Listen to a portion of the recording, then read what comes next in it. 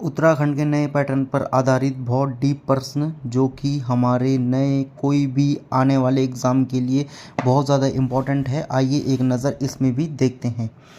अगर मैं बोलूं उत्तराखंड का प्रशासनिक वंश कौन सा है, आपको राजनीतिक पता है और ऐतिहासिक पता है, पर मैं बोलूं प्रशासनिक वंश कौन सा है तो आप क्या बोलोगे?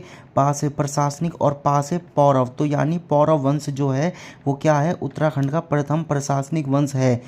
अगर क्वेश्चन आएगा कि कुड़िंद जानकारी ग्रंथों में कौन से ग्रंथों में कुड़िंद की जानकारी मिलती है, तो हमको महाभारत में तो मिलती है, पर महाभारत के भी एक सभा पर्व था, जैसे वन पर्व होता है ना, ऐसे पर्व है, तो उसमें क्या है हमको सभा पर्व में मिला है।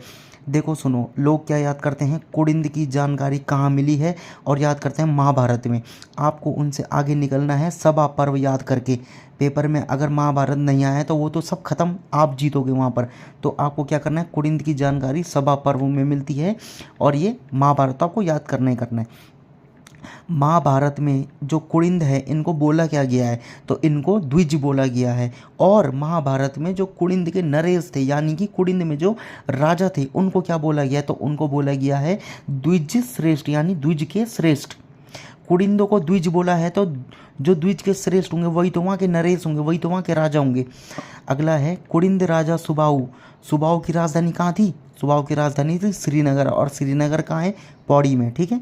तो कुड़िंद राजा सुबाऊ का उल्लेख महाभारत में मिलता है, इस बात को आपको ध्यान रखना है। और सुबाऊ क्या था? एक कुड़िंद राजा था और इसकी राजधानी श्रीनगर थी।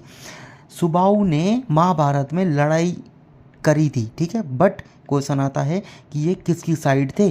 तो ये थे पांडव की साइड से थे, ये कौरव की साइड से नहीं थे, ये पांडव की साइड से इन्होंने युद्ध करा था।